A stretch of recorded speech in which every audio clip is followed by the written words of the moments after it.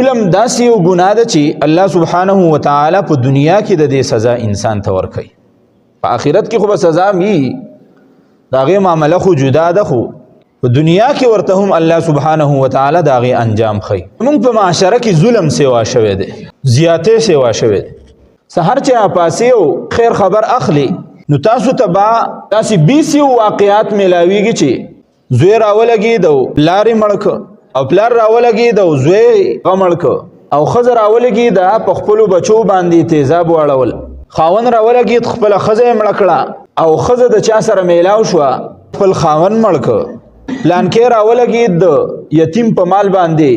دعوه وکړه، قبضه یې پرې واچوله، پلانکۍ فیکټرۍ کې مالک خپل مزدور مړ کړ. نو دا 20 قسمه خبرې به د ورځې زمونږ په معاشره کې مخې ته راځي او دا ظلم او زیاتۍ به کېږي. حالانکې قرآن مجید کې چې کوم څیزونه په تاکید سره ذکر شوي دي چې موږ له بچ کېدل پکار دي، نو په هغې کې یو شی ظلم دی. ګورئ الله سبحانه وتعالی لول انسان ته صبر کوي، خو چې کله دا انسان نیغې لارې ته را نشي نو الله سبحانه وتعالی بیا د دې ظلم سزا انسان ته ورکوي. په قرآن مجید کې الله سبحانه وتعالی ارشاد فرمایي وَكَذَلِكَ أَخْذُ رَبِّكَ إِذَا أَخَذَ الْقُرَى وَهِيَ ظَالِمَةٌ إِنَّ أَخْذَهُ أَلِيمٌ شَدِيدٌ. چې الله سبحانه وتعالی خو اول چاته څه نه وایي،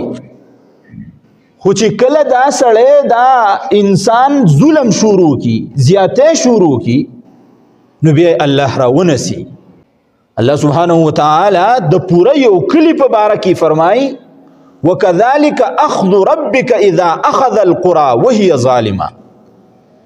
چې دغسې و د الله سبحانه وتعالی په عذاب کې راګیرېدل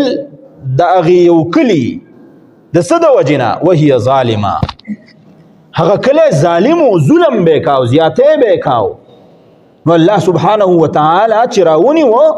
نو ان اخذه علیم شدید، بیا الله سبحانه وتعالی چې څوک په ظلم کې راونیسي نو د الله تعالی رانیول داسې معمولی ګورئ نه وي، د الله تعالی رانیول ډېر مضبوطي. ان اخذه علیم شدید. په بل ځای کې الله سبحانه وتعالی ارشاد فرمایي ولا تحسبن الله غافلا عما يعمل الظالمون. چې کوم خلق ظلم کوي، زیاتې کوي، نو تاسو دا ګمان ګورئ مه کوئ چې الله سبحانه وتعالی د دې خلکو نه خبر دی. الله تعالی نه خبر نه دی.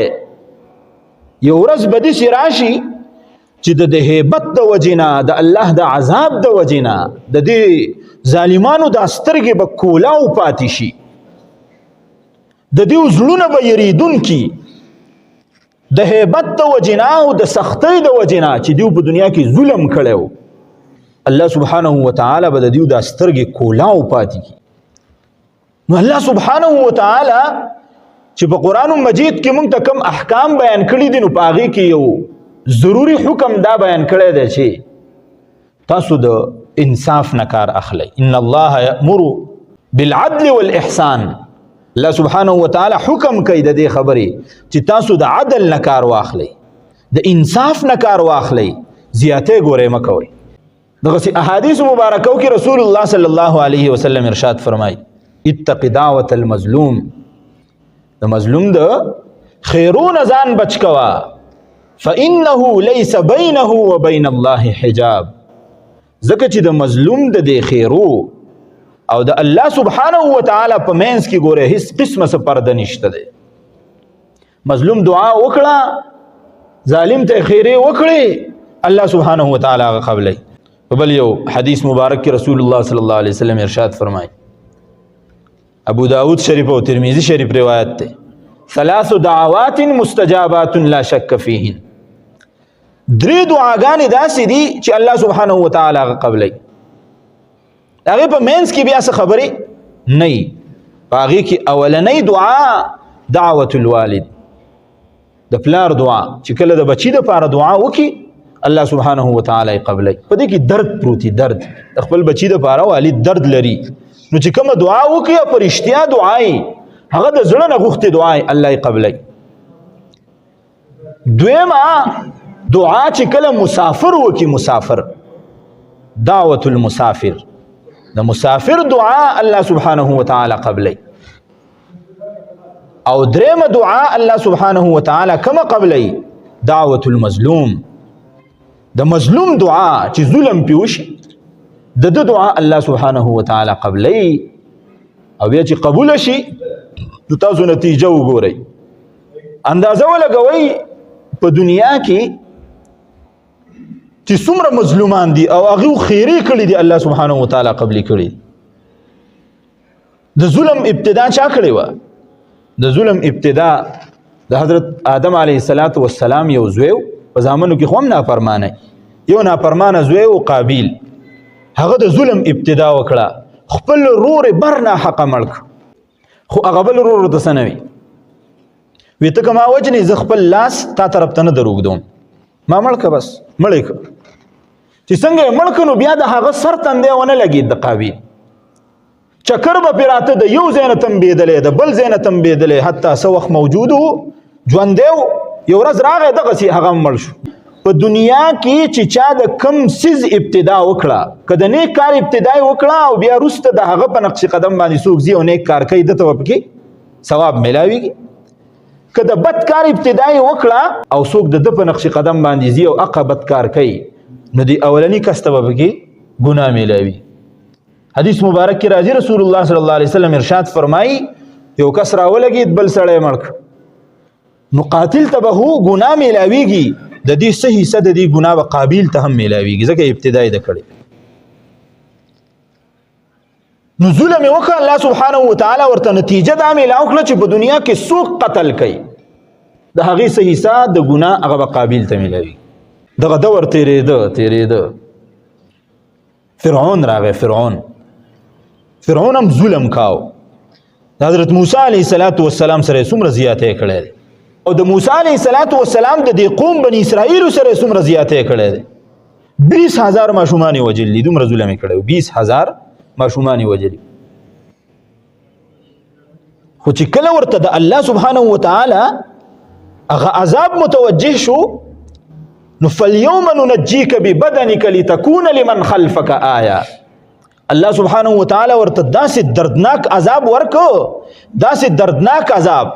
چې مردار ک او چې کله مردار شو نو الله سبحانه وتعالى ارشاد فرمایي تا بز د نور خلقو د پاره عبرت ګرځوم عبرت وس هم د هغه ډډ باډي عمله باډي هغه په مصر کې پرته ده او خلق ته عبرت حاصلې نو د ظلم انجام ډیر بد وي الله عبرت ګرځي دا سړی چې څوک ظالمي زیاتې کوي نمرود وزانته به خدای وي خلق به په زور را بلل زیاتې به کوي ما ته سجده وکي زه خدای ما الله سبحانه وتعالى ول داسې دردناک عذاب ورکو داسې سپک عذاب ول ورکه یو ګډ ماشه ولا مزغوط ورساو او کم خلق چې براتلو هغه ته وی ما ته سجدي کوي اق خلق ته الله دومره سپک چې چپلی به استینو چپلی مو وباسي راځي زما دا ککرای وهي چې زما دا کم ماشه دی په مزغو کې دلک خاموشه کی هر سړی ورته او سر به ول په چپړه باندې واه دغه سي مردار لاړ د دنیا نو الله سبحانه وتعالى ظالم ګورې نه معاف کوي حضرت عثمان رضی الله تعالی عنہ باندې ظلم وشو الرياض النظره في مناقب العشره په دې کې د حضرت عثمان رضی الله تعالی عنہ متعلق لیکلي دي چې کله حضرت عثمان رضی الله تعالی عنہ هغه شهید کېده او اخیری لمحات یو نو په خپل کور کې د حضرت عثمان رضی الله تعالی عنہ مظلوم شهید شوی دی ډیر مظلوم د حضرت عثمان رضی الله تعالی عنہ سر مبارک د خپل بیبي په دغهګه کې پروتو نائله نومو د بیبي او د پاسه په کپړه خوره کړی و اخیری لمحات دي یو سړی هغه په دیوال باندې راوخته او د حضرت عثمان رضی الله تعالی عنہ خواته لاړ کپړې تیر اوچته کړه او په دې مخې ولا سپېړې ورکړي د کور والای ورته وی مکه ظالمه مکه ته نه پیژنې دا څوک دی دا خود رسول الله صلی الله علیه وسلم یار دی مکه ودا چل مکه وا دته بیا کپړه اوچته کړه بیا یې واه د خزي ورته خیره وکړي وی الله سبحانه وتعالی د تا ړوند کی،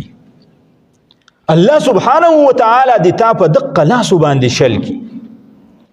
او الله سبحانه وتعالی د تا جهنم ته گزار کی.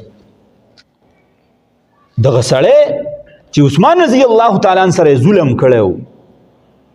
هغه وای په دې دروازه کې وته دروازې ته نه ورسېدلې چې دوانه لاسونه الله پاک شل کړه، په دوانو سترګو باندې الله سبحانه وتعالی ړوند که، او څه وخت بعد به خلکو ته وي چې په دې زړه کې مې داسې اور بلیږي، د دنې نه مکمل زه سوی یم. څه وخت پې تېر شو او ایسته مړ شو. دا ورته د دقې مظلوم بددعا قبوله شوې وه، الله سبحانه وتعالی ته په دنیا کې هغه بدل واغست. حضرت حسین رضی الله تعالی عنہ هم مظلوم. امام ابن ابي الدنيا په مجاهد دعوه کې یو قصه لیکلې ده د حضرت حسین رضی الله تعالی عنہ. حسین رضی الله تعالی عنہ په دې معرکه کې موجود دی او خولې ته یو لوښی نیولی دی اوبس کې، یو ظالم غش یې راویسته او د حضرت حسین رضی الله تعالی عنہ لوښی ته گزار شو. په دویم ځل بیا حضرت حسین رضی الله تعالی عنہ دا لوښی راوچت که او اوبه تې سکینو، بیا د وویشته، بیا د لوښی گزار شو. حضرت حسین رضی الله تعالی عنہ بددعا وکړله، وی الله تعالی دې تا د سخت تندې په حالت کې مړ کړي، الله دې تا د سخت تندې په حالت کې مړ کړي. وخت تېرېده، کله چې د دغې سړي د مرګ وخت راغی نو وی دی تږی شو. دومره اوبه د وس کې، دومره اوبه د وس کې چې 10 کسان څومره اوبه څکي، د به اوبه څکي او تنده به یې نه مړه کېده، حتی تر دې پورې چې خېټه یې وایي د خر په شانتې وپړسېده، تنده یې نه مړه کېدله. د دې وجې نه مړ شو چې خېټه یې وچاودله، دا دننه چې څومره ګندګي ده دا بهر ته راووتله او ایسته مردار شو. نو چې چا ظلم کړی دی، چا زیاتې کړی دی، الله سبحانه وتعالی په دنیا کې شرمولی دی. الله سبحانه وتعالی ته په دنیا کې هغه بدل اغستی دی. څومره ظلمونه روان دي زموږ په معاشره کې، څومره ظلم کېږي.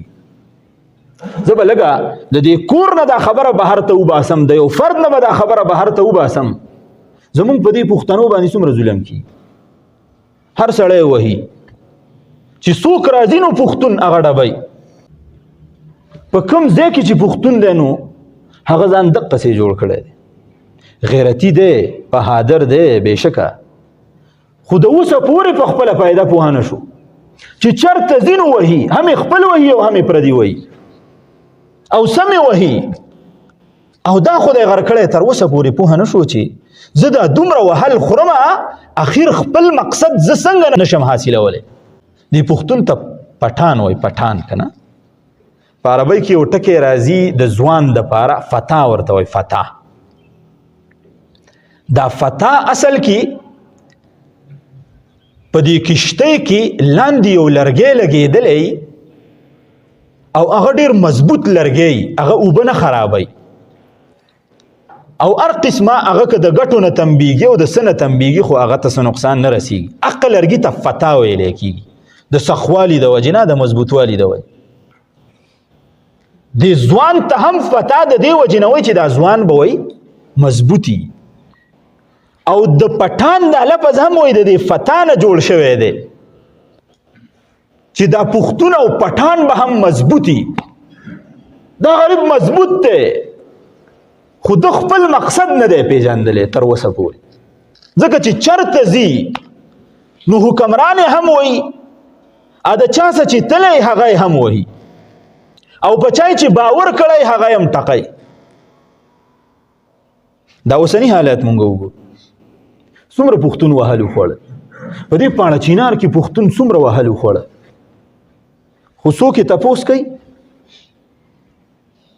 دا پاڼه چینار خو په خیبر پښتونخوا کې دی، زمونږ خپل دی که نه، د خیبر پښتونخوا حصه ده که نه، خو څومره وهل دی پښتون وخوړه. چا یې تپوس وکړه؟ خپلو یې تپوس وکړه، ای هغه پنجاب والا پرېږده، دې پښتنو یې تپوس وکړه چې دا خلک وهل خوري، اخر ولې دا وهل خوري؟ په دې ظلم کېږي، دا ولې پې کېږي؟ په دې اسلام آباد کې څومره وهل وخوړه دا 3 ورځې؟ چا یې تپوس وکړه؟ هېڅ تپوس یې نشته دی. د دې هم څوک تپوس ونه کړي چې دی خپل وهل که هغه پردو وهل دا تپوس هم څوک نه کوي خو دی وایي د بوس وسخی دی چې څومره وهي دی به وایي ځای ته رسي ځای ته دی به برابرېږي افسوس نو خبره مې دا عرض کوله چې ظلم الله سبحانه وتعالی د دې بدله په دنیا کې اغستی کی تاریخ وګورئ څه واقعات ما ذکر هم کړه او څه واقعات دا نور هم وګورئ د حضور صلی الله علیه وسلم دور راواخله د ابو لهب یو زوی عتبه نومې دا د رسول الله صلی الله علیه وسلم سخت دشمنو یو ورځ د خپل پلار سره په سفر باندې تنو شام ته تله ابن عساکر په خپل تاریخ کې دا قصه لیکلې وای د خپل پلار ته وی دی عتبه چې اسی خو هم زو په لري سفر باندې خو د سفر نه مخکې زه ورځم دا ځان ته چې پیغمبر وای دته د مخې د خدای کنځلې کوم نو دی ورغه رسول الله مبارک ته د رسول الله مبارک مخې ته په الله سبحانه وتعالى په سیره دی ودیو او په یو روایت کې راځي چې رسول الله صلی الله علیه وسلم ولاړو او دی ورغه او د رسول الله مبارک په چهره مبارک باندې لاړې ورته کړې لاړې په ورته کړې لاړې څومره درد ورساو زمون په پیزار څوک لاړې تو کینو څومره غوسه راځي مونږ څه شي نه یو د محمد رسول الله په مخ باندې لاړې ورته کړې رسول الله صلی الله علیه وسلم ته ډېر درد ورسید یو جمله ارشاد او فرمایا اللهم سلط علیه کلبا من کلابک اللهم سلط علیه کلبا من کلابک ربا د خو زیاتې وکړه ظلم یې وکړه د خپلو سپونه په ده باندې یو سپی اخته کړي په ده باندې یو سپی مسلط کړي پلار ته دا قصه وکړه چې دا کارنامه خو مې وکړه لاړې مې ورته کړې خو پیغمبر راته داسې بددعا وکړله پلار یې ورته ووي چې ګوره دغه شخصیت چې کومه خبره وکړي الله سبحانه وتعالی یې ګوره رښتیا کوي د ځان خیال ساته دی وایي چې شام ته ورسېده نو د ده نه ګیر چاپیر دا باډي ګارډز به ولاړو د ده حفاظت به یې کاو او ده به هم د ځان ډېر سخت حفاظت کاو پلار دې خلکو ته ووایي چې څه اوچت ځای ته وخېجوئ دی او ستاسو چې دا څومره سامان دی د قافلې دا په هغه اوچت ځای باندې کېدی او زما د زوی دپاره بیا په هغه اوچت ځای باندې د پاسه ځای برابر کوي چې دی شپه تېره کړي او ده ته داسې خیرې شو دی هسې نه چې څه راشي او دی مات کړي د ده دپاره اوچت ځای برابر شو د دې عتبه دپاره او ده ته بستره برابر شو ګیر چاپیره ته خلک هم موجود دي حفاظت یې کوي چې شپه شوه نو الله سبحانه وتعالی دیو ټولو باندې خوب راوسته چې خوب یې پرې راوسته نو یو درینده یو سپی هغه د ځنګل نه راغی او یې ګرځېده به داسې د یو کس دا پوزه به یې بوی کوله خوله به یې بوی کوله د بل حتی تر دې پورې چې اوچت یو چلانګ یې ولګاو هغه اوچت ځای ته ورسېده او دا عتبه په هغه ځای باندې پروت و ویې شله او ویې خوړه او په هغه ځای کې مردار شو دا د څه انجام و دا د ظلم انجام چا ظلم کړی دی الله ته ایستلی دی صحیح مسلم کې یو روایت دی د سعید ابن زید رضی الله تعالی عنه متعلق یو ښځه د اروا نومې دی هغې ښځې په سعید ابن زید باندې الزام ولګاو الزام یې پې دا ولګاو چې ده زمانه ځمکه نیولې ده ځمکه یې قبضه کړله په هغه دور کې ګورنر چې کوم و مروان ابن حکم و دی یې راوغوښته سعید ابن زید رضی الله تعالی عنه راوغوښته وی تا د دې ښځې نه ځمکه قبضه کړله سعید ابن زید رضی الله تعالی عنه ورته وایي زه به ځمکه څنګه قبضه کوم چې ما د رسول الله صلی الله علیه وسلم نه پخپله اورېدلی دي من اخذ شبرا من الارض ظلما چې رسول الله صلی الله علیه وسلم ارشاد فرمایلی دی چا چې د چا نه ځمکه قبضه کړه نو د قیامت په ورځ چې دا سړی راځي نو د ومې ځمکې پورې به د دقې ځمکې نه توق به جوړ کړی شي او د ده سټ ته به ورغوزار کړی شي د دې باوجود به زه ځمکه قبضه کوم د ده معلومات وشو حقیقت کې د هغه ځمکه نه وه قبضه کړې خو په حضرت سعید ابن زید رضی الله تعالی عنہ باندې د زنانه الزام ولګاو د د زړه ته درد ورسید دی ورته خیره وکړي دوه خیره ورته وکړي وی الله دې تا ړنده کی استا قبر دی الله تعالی د قزمکه وګرځي محدثین لیکي سو وخت نو تیر شوی چې دغه ښځه ړنده شوله په دې خپله ځمکه کې ګرځېدا دی په خپله په دې ځمکه کې یو کویه ایستلی و ړنده وسه ورته نه ښکارېده تله تله هغه کوهي ته ورګزاره شوه چا راوام نه خېجوله د پاسه یې پې خاورې ورواړولې په هغه ځای کې یې دفن شو دا د څه د وجې نه د ظلم د وجې نه د زیاتي د وجې نه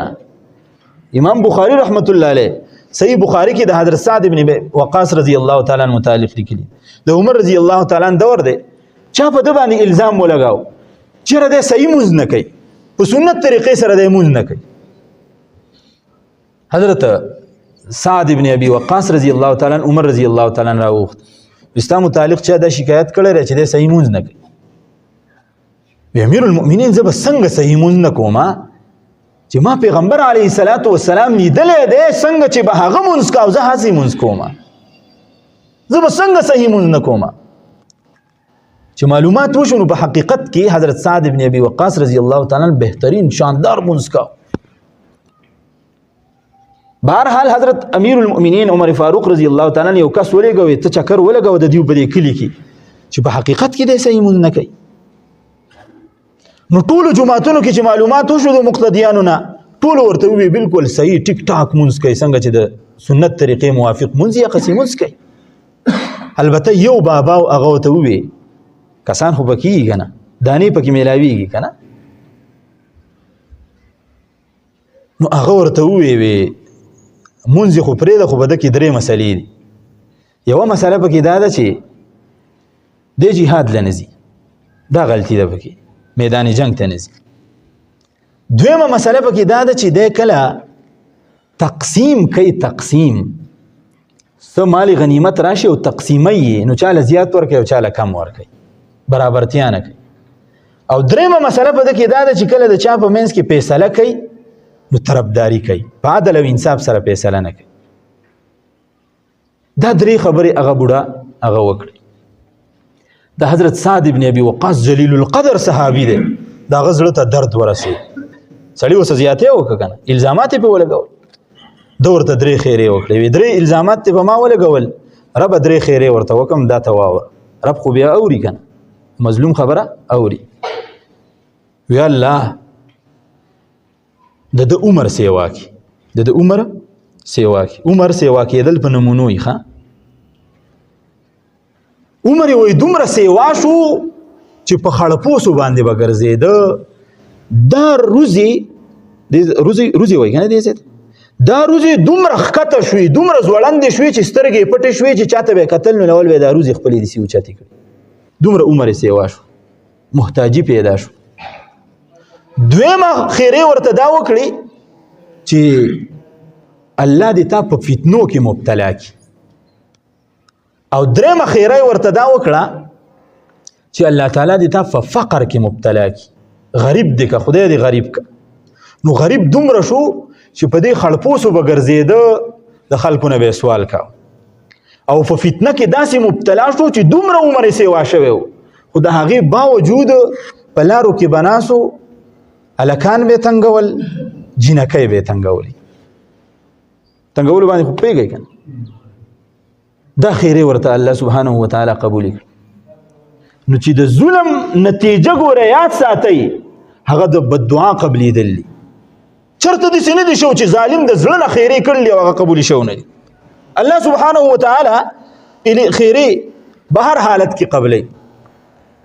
عبدالرحمن یوسف د یو کتاب لیکلی دی دعوة المظلوم په هغې کې یو قصه لیکلې ده چې یو بوډۍ وه او هغه